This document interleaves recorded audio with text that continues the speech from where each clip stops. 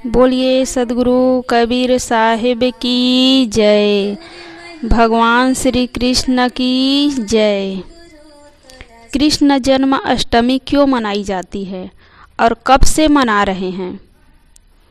भगवान श्री कृष्ण का जन्म भादो मास की कृष्ण पक्ष के अष्टमी तिथि को मथुरा के कारागार में हुआ था।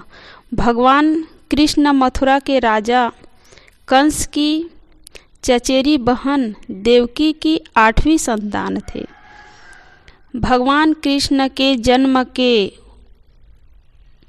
उत्सव के रूप में हर साल भादो महीने के कृष्ण पक्ष की अष्टमी तिथि को श्री कृष्ण जन्म अष्टमी का पावन त्यौहार भक्त बड़े ही उत्साह से मनाते हैं।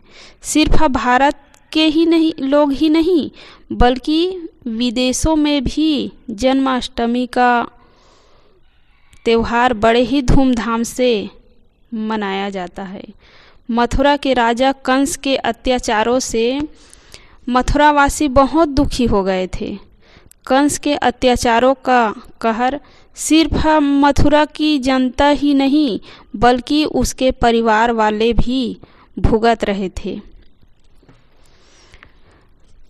मथुरा में उग्रसेन नाम का एक प्रतापी राजा था। वह स्वभाव में सीधा साधा था, जिस कारण उसके पुत्र कंस ने ही उनका राज्य हड़प लिया और स्वयं मथुरा का राजा बन बैठा। कंस की चचेरी बहन थी देवकी। कंस अपनी बहन से बहुत प्रेम करता था। देवकी का विवाह वसुदेव के साथ हुआ। जब कंस बहन को छोड़ने के लिए जा रहे थे तभी रास्ते में एक आकाशवाणी हुई। आकाशवाणी क्या, उसको शक हो गया और देवकी और वसुदेव को वह मारना चाहा। कंस वसुदेव ने बहुत हाथ जोड़ करके विनती किया कि देवकी को आप नुकसान न पहुंचाए। वह स्वयं अपनी संतान आपको सौंप देगी। कारागार में डाल दिया गया दोनों को। देवकी के 7 संतान को कंस ने एक एक करके मार डाला। पहरेदार को और बढ़ा दिया गया। देवकी 8वीं संतान को भादो माह के कृष्ण पक्ष की अष्टमी की मध्य रात्रि को रोहिणी नक्षत्र में भगवान कृष्ण को जन्म दिया और तभी से ये कृष्ण जन्म अष्टमी मनाए जा रहे हैं। वसुदेव ने भगवान श्री कृष्ण को आधी रात में ही वृंदावन गोकुल नंद बाबा यशोदा के घर में छोड़ आए और उनके घर में जो कन्या जन्मी हुई थी यशोदा के गर्भ से उनको लाकर के कारागार में रख लिया। कंस को जब पता चला, फिर कंस ने वृंदावन में जितने नवजात शिशु जन्मे थे पता लगाया। कंस ने यशोदा के लाल जो कृष्ण भगवान थे उसे कई बार मारना चाहा, मारने का प्रयास किया, लेकिन उसका कुछ भी बाल बांका नहीं हुआ। कंस को यह एहसास हो गया कि यह बालक ही देवकी वसुदेव की 8वीं संतान है, जो मेरा काल है। उधर श्री कृष्ण के तेज ज्ञान की चर्चा सुनकर मथुरा नरेश घबरा रहा था, कांपने लगा। भगवान श्री कृष्ण धीरे धीरे युवा हो गए। श्री कृष्ण के तेजोमय व्यक्तित्व से गोकुल के सभी लोग उनके प्रेमी बन गए। मथुरा नरेश कंस ने अपने यहाँ एक उत्सव रचकर उसमें श्री कृष्ण और उनके परिवार वालों को निमंत्रित किया। कंस की इसमें कपट नीति थी। वह इसी उत्सव में धोखा देकर श्री कृष्ण की हत्या करना चाहता था। श्री कृष्ण को बुलाने के लिए अक्रूर भेजे गए थे। श्री कृष्ण, बलराम और नंद बाबा सहित बहुत से गोपिकाएं मथुरा गए और इसी उत्साह में श्री कृष्ण ने अपने मामा कंस को समाप्त कर दिया। इसके बाद कंस के पिता उग्रसेन को कारावास से निकालकर उन्हें मथुरा की गद्दी पर कंस के जगह पर बैठा दिया।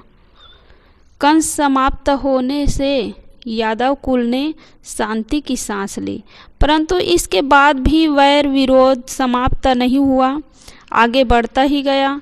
क्योंकि कंस की 2 पत्नियां थीं। मगध नरेश जरासंध की पुत्री थी। अपनी पुत्रियों को विधवा देखकर श्री कृष्ण पर क्रोधित हुए और फिर उधर और लड़ाई झगड़ा युद्ध चालू हो गया।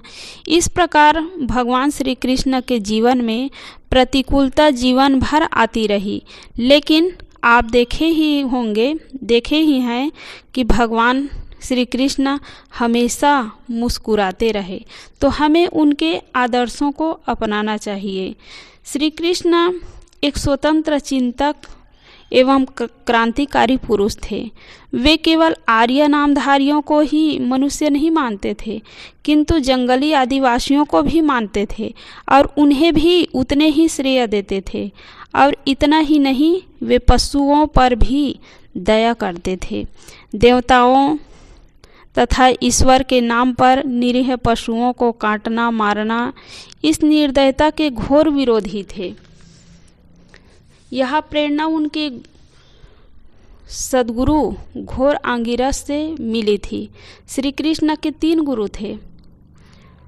कुल गुरु गर्गाचार्य थे, शिक्षा गुरु संदीपनी ऋषि थे और अध्यात्म गुरु अर्थात सद्गुरु घोर आंगिरस थे। घोर आंगिरस ने श्री कृष्ण को यज्ञ के नाम पर आत्मज्ञान का उपदेश दिया। उन्होंने कहा है कि यह जीवन ही यज्ञ है।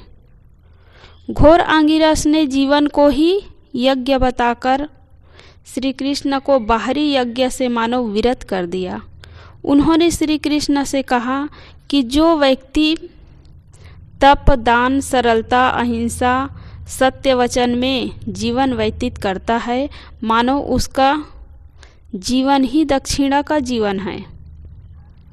उन्होंने कहा कि तप, दान, सरलता, अहिंसा, सत्य वचन का जीवन में आचरण करना मानो गुरु को सच्ची दक्षिणा देना है। यह जीवन यज्ञ के रहस्य को जब श्री कृष्ण अपने गुरु से सुना समझा, तब उसकी पिपासा शांत हो गई। एक बार नंद बाबा गोकुल में किसी उत्सव की तैयारी में लगे हुए थे। बहुत वस्तुएं इकट्ठी कर रहे थे। लोगों में बड़ी गहमागहमी थी। श्री कृष्ण पूछ पड़ते हैं, पिताजी यह सब क्या हो रहा है? संसार के लोग समझे बेसमझे बहुत प्रकार अनुष्ठान कर्म करते रहते हैं। पिताजी आप लोग किस पूजा पाठ की तैयारी कर रहे हैं? नंद बाबा ने कहा, बेटा इंद्र हमारे परम देवता है। वे जल की वर्षा करते हैं जिससे वन में घास होती है और उसे हमारी गायें चरकर पलती है और वर्षा से ही हमारी खेती होती है। यज्ञ करते हैं, यह हमारी कुल परंपरा का धर्म है। श्री कृष्ण ने कहा, पिताजी जीव अपने कर्मों के अनुसार ही जन्म तथा मृत्यु पाता है। वह अपने कर्म अनुसार ही जीवन में सुख दुख पाता है, भय और मंगलमयता पाता है। यदि यह माना जाए कि जीवों के कर्मों के फलों का देने वाला कोई ईश्वर है, तो भी यह मानना ही पड़ेगा कि जो जीव के कर्म है उन्हीं के अनुसार ईश्वर उसे फल देगा। कर्म न करने वालों पर ईश्वर की कोई प्रभुताई नहीं चल सकती है। ईश्वर नाम लो या इंद्र, जीव द्वारा किए गए कर्मों के फलों को वह बदल नहीं सकता है। फिर उससे क्या मतलब? पिताजी कर्मैव गुरुरीश्वरः, कर्मैव गुरुरीश्वरः, कर्म ही जीव का गुरु है, कर्म ही ईश्वर है। इसलिए मनुष्य को चाहिए कि वह अपने कर्मों को सुधारे, किसी देव के पूजा पाठ में अपना समय नष्ट न करे। भगवान श्री कृष्ण पूजा पाठ करके महान नहीं हुए, बल्कि कर्मों को सुधार कर प्रतिकूलताओं को सहन कर महान हुए हैं।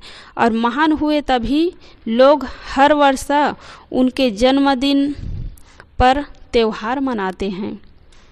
बोलिए सद्गुरुदेव की जय।